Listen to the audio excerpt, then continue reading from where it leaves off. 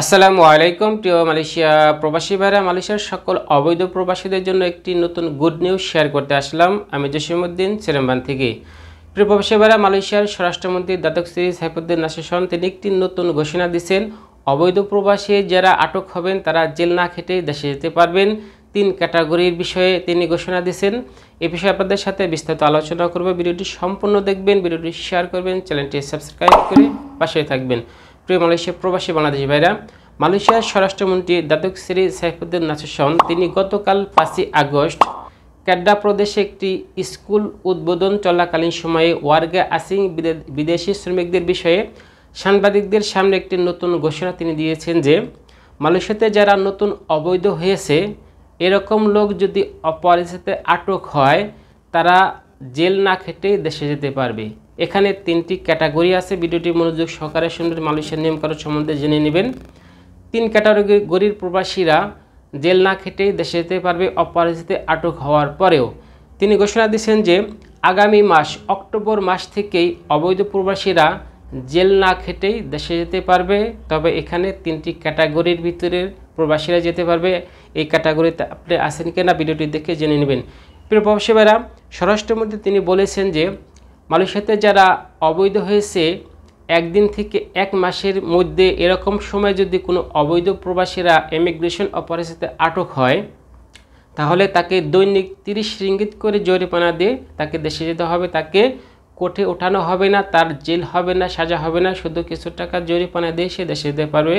ধরুন আপনি অবৈধ হয়েছেন 2 সপ্তাহ, 3 সপ্তাহ বা 28 দিন, 30 দিনের মধ্যে, তাহলে আপনাকে দৈনিক 30 রিঙ্গিত করে সর্বোচ্চ 900 রিঙ্গিত জরিমানাতে আপনাকে দেশে যেতে হবে। কোনো রকম জেল হবে না।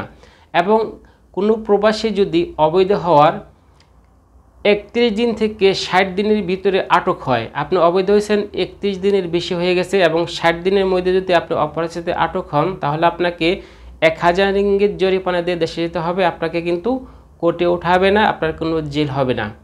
এবং কোনো অবৈধ প্রবাসী যদি অবৈধ হওয়ার 61 দিন থেকে 90 দিনের মধ্যে অর্থাৎ 3 মাসের মধ্যে যদি কোনো অবৈধ প্রবাসী আটক হয়, অবৈধ হওয়ার পরে 61 দিন হয়ে গেছে এবং 3 মাসের মধ্যে এরকম কোনো প্রবাসীরা যদি আটক হয় তাহলে তাকে 2000 রিঙ্গিত জরিমানা দিয়ে দেশে যেতে হবে।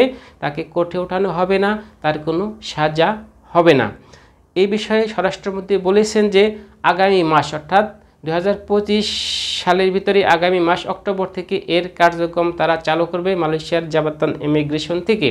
অর্থাৎ যারা 1 মাস ভিতরে অবৈধ হওয়ার মধ্যে যারা আটক হবেন আপনারা শুধু দৈনিক 30 রিঙ্গিত জরিমানা দিয়ে দেশে যেতে পারবেন, আপনারা জেল হবে না। যারা 2 মাসের ভিতরে অবৈধ হওয়ার পরে আটক হবেন তাদেরও জেল হবে না, 2000 রিঙ্গিত জরিমানা দিয়ে দেশে যাবেন।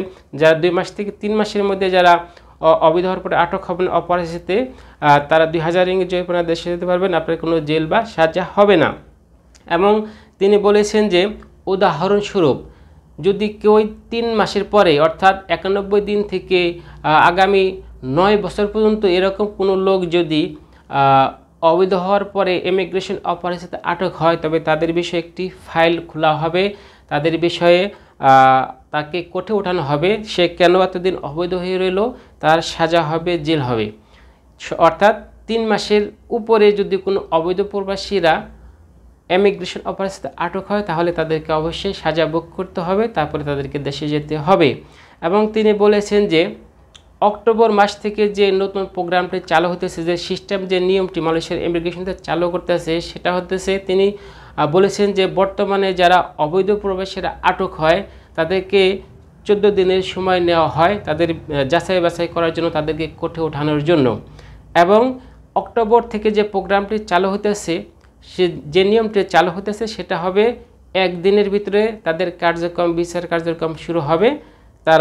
তাদের সব কিছু 1 দিনের ভিতরে হয়ে যাবে।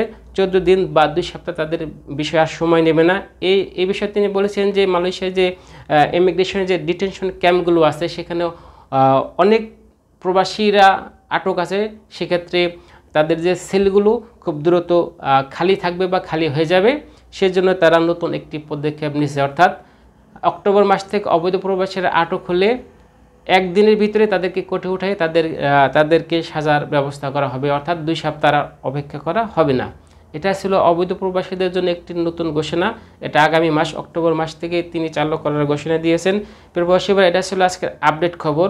পরবর্তী যে কোনো আপডেট তথ্য পাবো আপনাদের মাঝে দ্রুত শেয়ার করবো। সকলে ভালো থাকবেন, সুস্থ থাকবেন। আল্লাহ হাফেজ।